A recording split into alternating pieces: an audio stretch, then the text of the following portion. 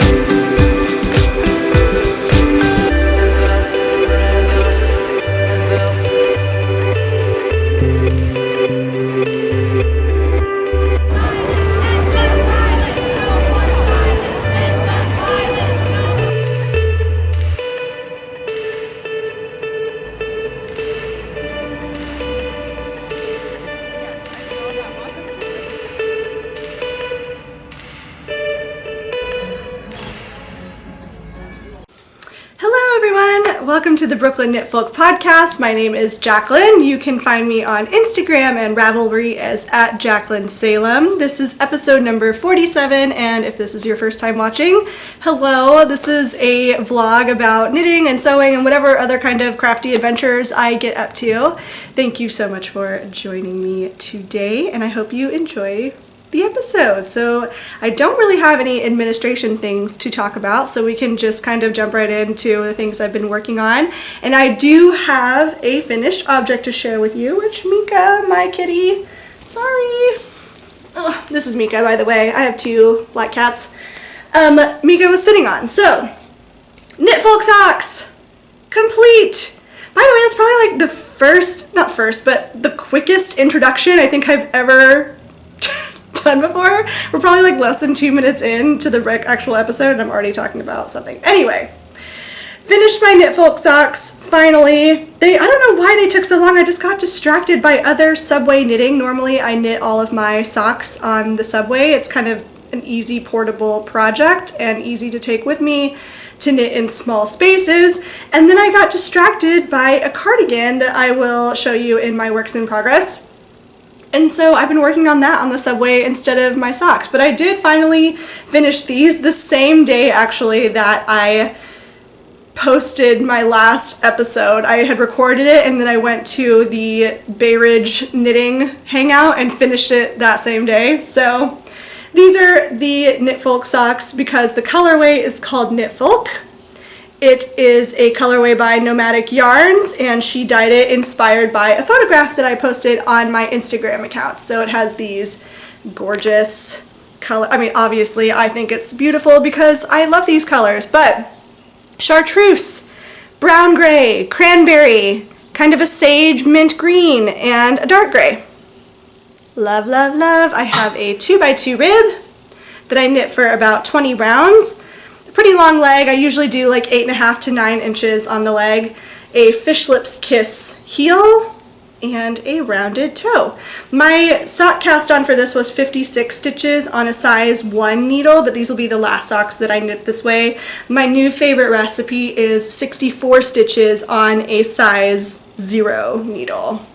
But I still love these. I can't wait to wear them. They've been sitting patiently on my sock blockers for 2 weeks before because I didn't want to wear them before showing on the episode. So here they are. Now I can finally wear them. Love them so much. Yay, socks. One of them, it's pretty easy. Yeah, this one. I knit my socks one at a time, so I'll knit a full one and then go ahead and knit the second one. This one is definitely tighter than this one is. I'm not sure if you can see it on camera, but I don't know. No, I guess you can't. But I can definitely see it if I take them off of the sock blockers. And this one's for sure wider. So I don't know if I was like particularly stressed or something at the time when I was knitting this one, or just more relaxed when I was knitting this one. But this one is definitely looser than this one. Oh, Mika. Say hello. She's my lap baby. Anyway. Finished this pair of socks, very happy with them, excited to start wearing them. I weighed my cake. I have like 44 grams still left in this cake. I knit really long legs on my socks, so I'm gonna weigh my next cake to determine for my next pair of socks to see if knitting them on a denser gauge uses up like a lot more yarn or not, because 44 grams when skeins come in 100 grams of yarn is like quite a bit of yarn left over. It's like basically wish I could just buy 50-gram skeins of yarn and then just knit contrasting heels and toes, and that way I wouldn't have so much left over. And I feel like I knit pretty long legs in comparison to a lot of people anyway. 8.5 to 9 inches is, I think, a fairly long leg on my sock, so that's quite a bit left over. I never know what to do with the rest of this, honestly. I don't know. What do you guys do anything with your leftover yarn cakes? I mean, other than knit them into like a crochet blanket, because self-striping yarn doesn't exactly look great in the scheme of my granny stripe blanket. So what do you guys do with your leftover like big skeins of sock yarn? Give it away? Throw it away? I don't know. Let me know. So yay, Knitfolk socks complete. And then this has been a finished object for a while, but the reason I'm bringing it up again is because I finally took pattern photos of my Clark mittens. These are a pair of mittens that I have designed. They're like the sister pattern to the Clark socks. So if you don't like knitting socks or you just particularly love wearing mittens, then this is the pattern for you, or just want to join in on more Clark fun. So I made the sister pattern for the Clark socks and made the Clark mittens, and I finally took pattern photos of them today. So hopefully I will have this pattern released within the next week or so. It's been really cold in New York City, so there's no short. I'm glad to finally have them finished so I can actually wear them outside, because New York has been so cold lately. The groundhog was right. 6 more weeks of winter. So I'm just showing you these to let you know that this pattern is finally coming, especially now that I have taken those pictures. Works in progress. So as I mentioned on my last episode, I want to cast on socks for my mom, who has requested a variegated dark blue colorway, and when the most knit-worthy person in my life requests a pair of socks, she gets a pair of socks. That's just how it works. Plus, I love knitting for my mom. She's so appreciative. She has my Clark sock sample, and every time she wears them, pretty much she sends me a picture of her wearing it, which just like warms my heart. I love getting pictures from people who I've knit stuff for, and to see that they're actually using it. I just don't want people to be precious about things that I make for them, like quilts or knitwear or whatever. Like, I want people to use it, so I love seeing pictures of people using things that I make for them. Anyway, went to Argyle Yarn Shop in Brooklyn, which is in South Brooklyn. They have hedgehog fibers there, and I found this skein right here. I guess it's in cake form now, and this is in the Hurricane colorway. This is hedgehog fiber sock, which is a pretty lightweight sock yarn. Not sure how much you can tell how lightweight it is from that right there, but it is a very lightweight sock yarn. It is a tad splitty, just a tad, but not enough to like necessarily deter me from using it, but I do love it. It's so dark and rich. Blue is not generally a color that I gravitate towards. Even in my own wardrobe, I have navy, but beyond navy, that's really it as far as blue in my wardrobe goes. So when my mom requested a variegated blue colorway, it was kind of exciting because it's a color that I never would pick for myself, so I would never really gravitate towards knitting it that much. So it was really fun to pick this out. I went to Argyle Yarns, like I said, and sent her pictures of a bunch of different colorways, and then she just kind of picked out the one that she liked the best. And I cast on, and here is my sock so far for her. This is the Socks on a Plain pattern by Laura Linman.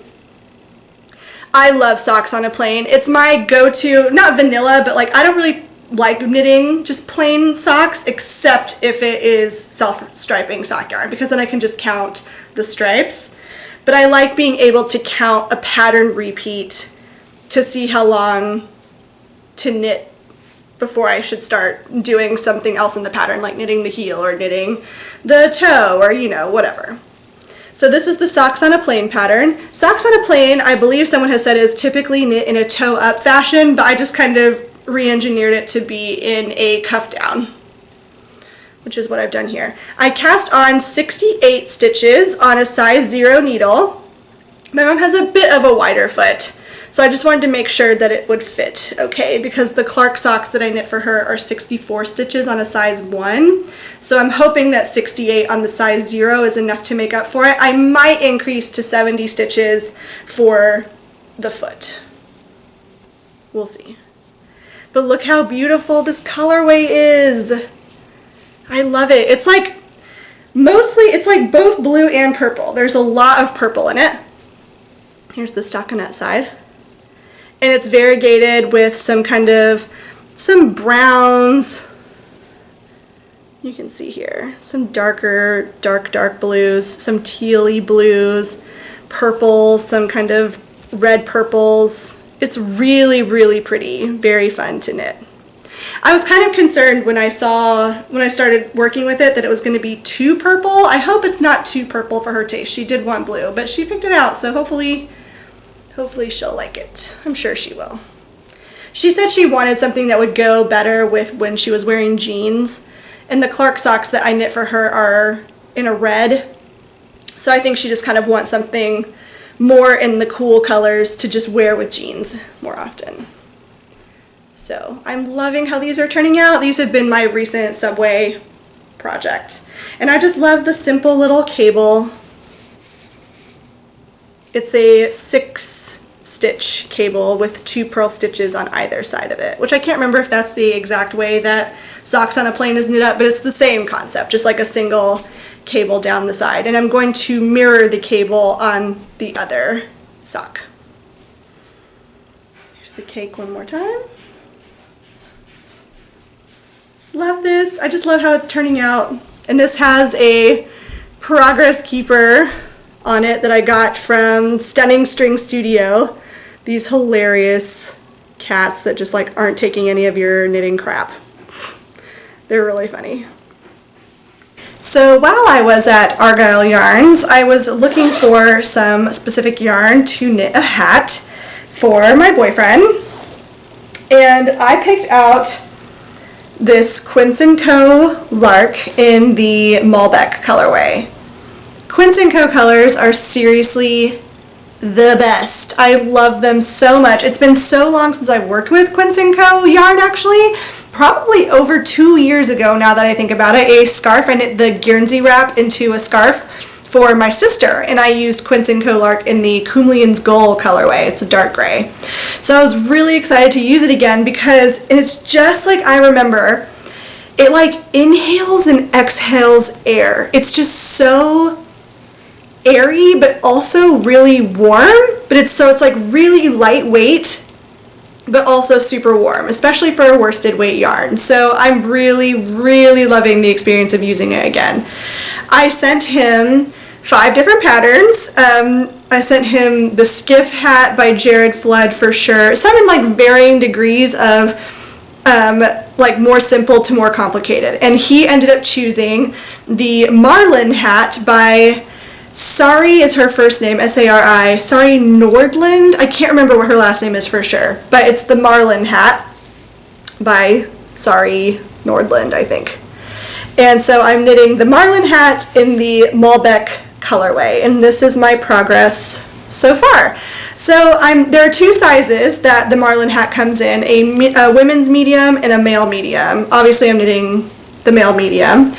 And I discovered a flaw in the pattern really soon because, so the hat calls to be a 2x2 rib for the brim.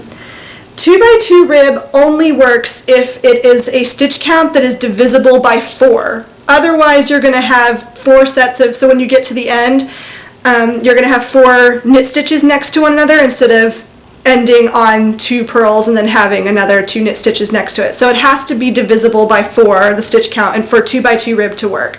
This works if you're knitting the women's medium size. The women's medium size cast on was 108, I believe, and the men's medium was 126 or something. I can't remember what it was, but it's not divisible by 4. So I kept counting and counting because I was like, I know I had the right stitch count, but then I would end up with it not being right at the end and having, too few or too many stitches in order to complete a 2x2 rib. So once I figured out that was a flaw in the pattern, I ripped it out, and instead of doing the 2x2 rib, just switched to a 1x1. Excuse me. So it's a long tail cast on, which you can see here, a 1x1 rib, and now I'm in the main part of the pattern, which is this really cool cable detail. I'm loving how this is looking so far. He, like I said, picked out the pattern, and he also, some neighbors are doing something up there. He also said that he wanted like a dark maroon color. So that's why I picked this one out. I love how it's looking. It's so fun to work on. I love cabled projects, so when he said he wanted a cabled hat, I was really excited about it. Love how it's looking. I've got this mushroom stitch marker on here that I got when I was at Rhinebeck. I have a stitch marker for every pattern repeat, which I cannot recommend doing that highly enough for both new and advanced knitters. Keeping stitch markers between each of your repeats is just such a good idea, because I'll get to the end or get to a new stitch marker, and sometimes I'll realize right then that I have made, like, oh, well, I'm not supposed to have that many stitches there, or I have not enough, so I have to go back and figure out where I was. So it just saves you so much grief later on. I don't think it's written in the pattern to put the stitch markers there, but I just went ahead and did it between every repeat. You'll be so glad that you did in similar pattern situations. They just save you heartache later on when you can't figure out what's happened, because then all you have to do is go back between the previous stitch marker to figure out where the problem is or where you incorrectly knit something. So loving how this is turning out. Again, this is the Marlin Hat by Sari Nordland. I hope I'm saying that right, but we'll see. Yeah, and this is the male medium size, knit in Quince & Co. Lark in the Malbec colorway. Loving this. The brim calls for a US 6. I got gauge with the US 6, and then the body of the hat is knit on a US 7.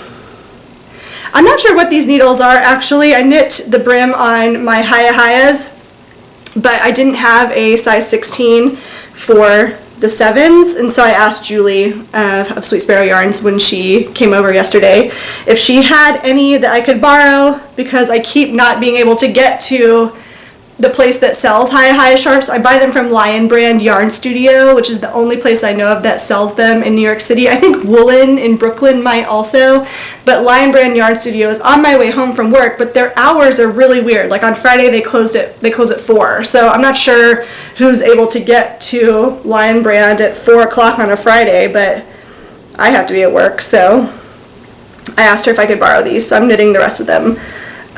Knitting the rest of the hat on these wooden needles, which is not my preference normally. I'm definitely a metal needles kind of girl. Prefer metal to wood, but it's nice.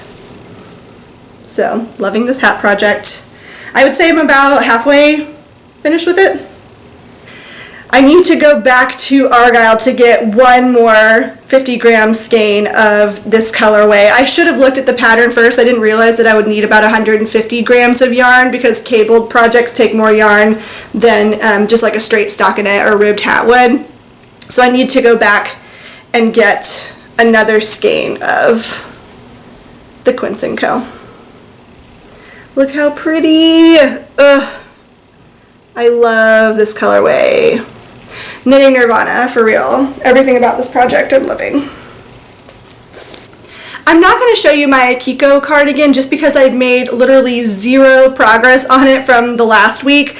I had to take like a bit of a knitting hiatus for about like a week and a half or so. It's kind of started before the previous podcast, but I definitely have just like did something to my back, and knitting was really aggravating it. So I have not made any progress, unfortunately, on my Kiko cardigan, because the piece I'm currently on is really big at the moment. So it's kind of, I thought that the weight of it was like contributing to my back hurting before. It's much better now. Don't worry about it or anything, but it's just like not worth showing since I've already showed it to you last episode, and there's been no progress on it since then. But I will show you, I've had a few requests to show the granny stripe blanket. So for those of you who don't know, a granny stripe blanket is a crochet project that uses up, or can use up, scraps of yarn. And I've talked about mine in previous episodes, and some people have requested that I show it because it has been a while since you have seen it. The last time that I put any major progress on it was definitely around Vlogmas, when I was committing to 1 stripe a day. I think I fell just short of that goal, so I was going to knit a stripe a day during Vlogmas, so that would be 25 well, not stripes, but rows, if you will, and I think I got to like 22, 21 or 22 or something like that. Quilt Mania was, if you don't know, for Christmas I made 4 quilts in a span of 2 months. Insane. I'm not going to be taking on a project like that anytime soon. So I've just kind of had like little time to work on other things other than the quilts. But here is my granny stripe blanket. I love this project. It's so heavy. It's pretty big too. It is a really fun project because I think the colors are always so representative of the color palette of the person making them. So I do quite a bit of color managing with my granny stripe blanket. I don't make magic knot cakes. I like to kind of just switch colors and kind of see, you know, what needs more color wear. Like over here might be time to do another neon because it's been a while since I've had like a neon pop. So I'd like to do pastels and neutrals, mostly neutrals, with pops of neon colors. And I don't do one color per row. I do like probably 2 to 3 colors per row.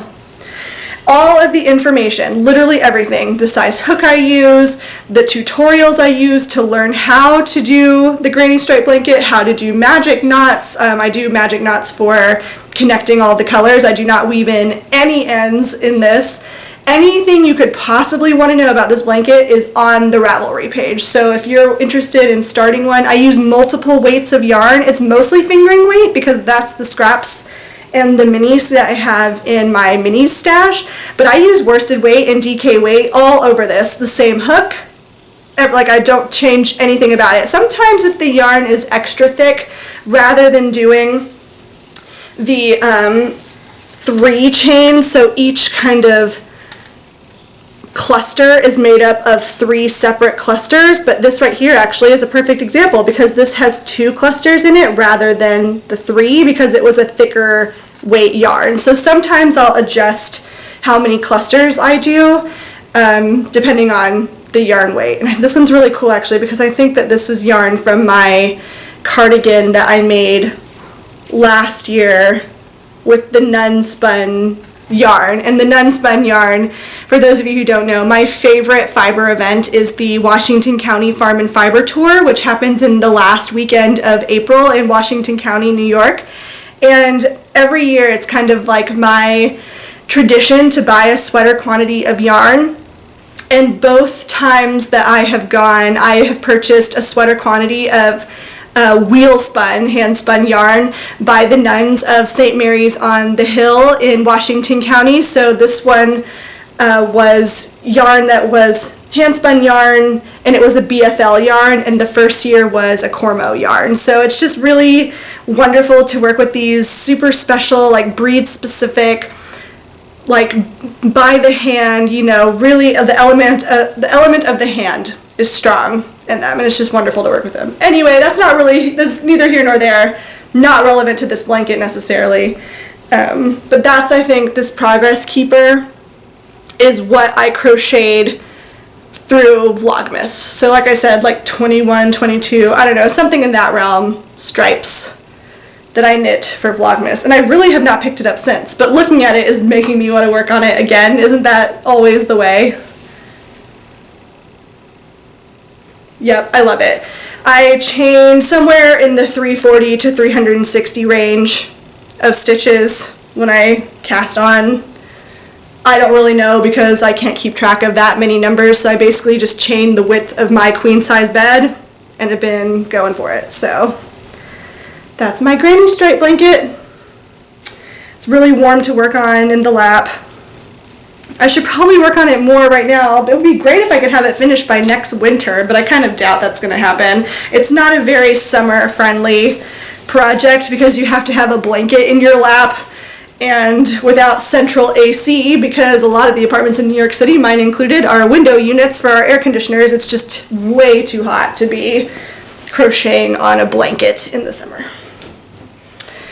Alright, that's it for yarn knitting content, but I do want to show you briefly some stash acquisitions for a specific project, a specific sewing project that I have in mind. So I did tease about it on Instagram. I showed these pieces here, these hardware pieces, a zipper, and then this kind of leather strap. And there were a few of you who did guess correctly. I asked what you could, guess and see what it was.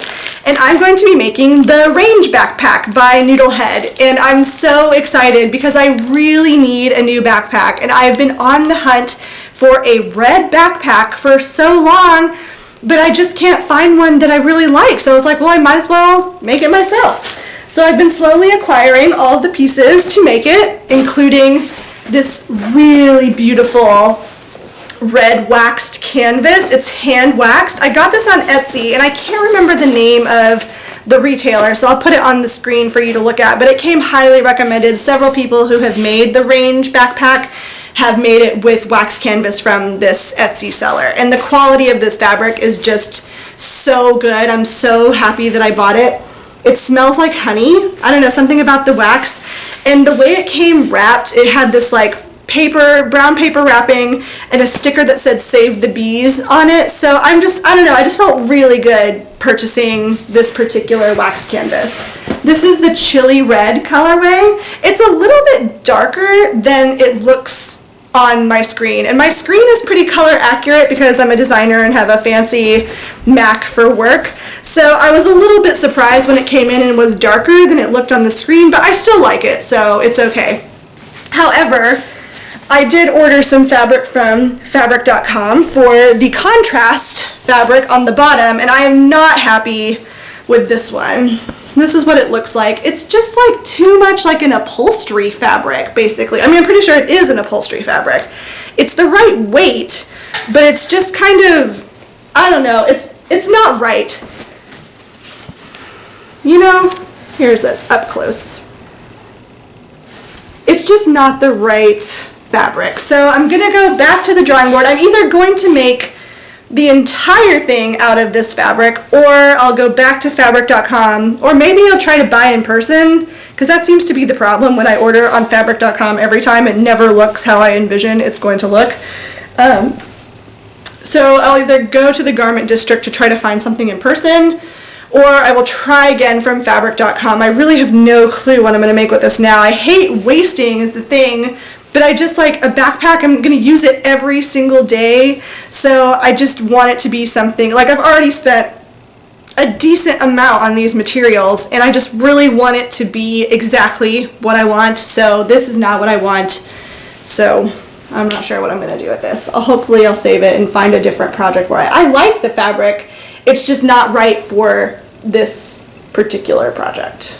I'd love some sort of like herringbone, or I don't know. I'll know it when I see it, but we'll see what happens with this. So I purchased all the pieces for that, bought the pattern. Again, that's the Range backpack by Noodlehead, and I'm really excited to make that. My Sojo is finally returning. I think after Quilt Mania around Christmas time, I just like did not want to even look at my sewing machine again ever, but it's been, you know, it's been about 3 months now, a little over 3 months since I finished those quilts, so I'm finally ready to just like get back into sewing. So a few people I follow on Instagram as well, Grace in particular, Wizard Dream, she's really just like, her Instagram stories are just, I'm dying to get back into sewing again, especially some clothes. So the Range backpack will be a nice intro project. I think everyone says it's a really simple make. I do know already of some modifications I'm going to make to it.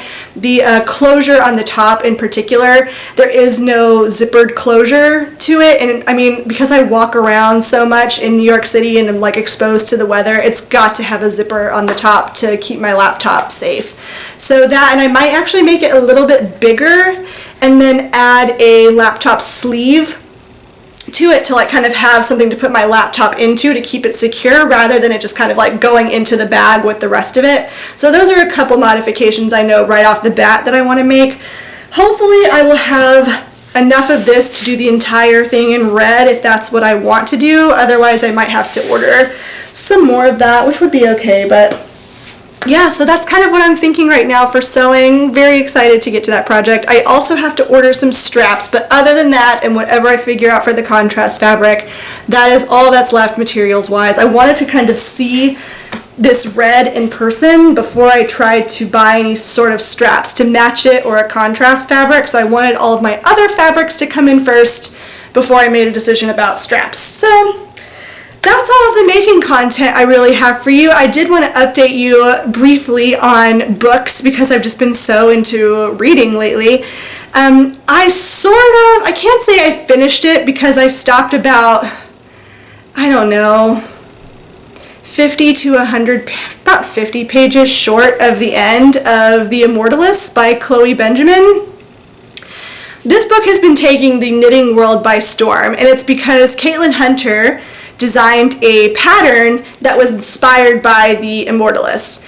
And I think it must have just been overhyped for me or something, or maybe there's just some special crazy plot twist ending, but I just thought it was just that. I just thought it was overhyped. I mean, it was okay. It wasn't bad or anything like that. I'd say it was still worth reading, but I just wasn't as impressed with it by the hype that I had heard about it, I guess. I don't know. So it's not in my nature. I'm not the kind of person who shies away from something because it's so popular. So that's not me at all. If something's popular, I gravitate toward it. I want to check it out. So I'm not one of those kinds of people who eschews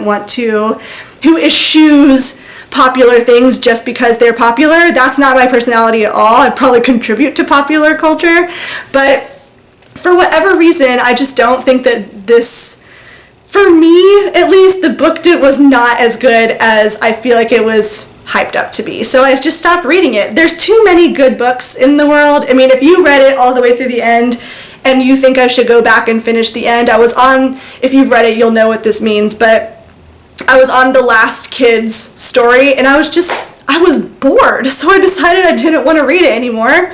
Like I said, too many good books out there. So I'm about to start Station 11, which I showed in the previous episode. And then I've also started listening to the audiobook Interpreter of Maladies. I didn't realize that it was a short story collection. Maybe it's not a short story collection. Perhaps they all tie in together in some way. But I'm really, really enjoying that book. And it's also very short. So far, I'm about halfway through it. If you're looking for something new to read, I definitely can recommend Interpreter of Maladies. It's very good so far, so I'm very much enjoying that. And then we'll start Station 11 as well. So that's kind of my reading life at the moment. If you have any books that you like to recommend, I love things like magical realism, Haruki Murakami in particular, things like that. Throw your recommendations at me. Several of you have left comments in previous episodes about books that you like. Some of them I've already read, so you kind of know exactly what I'm going for. So if you have any recommendations, please let me know. Things like David Mitchell, modern literature that's like a magical realism element to it. Love it.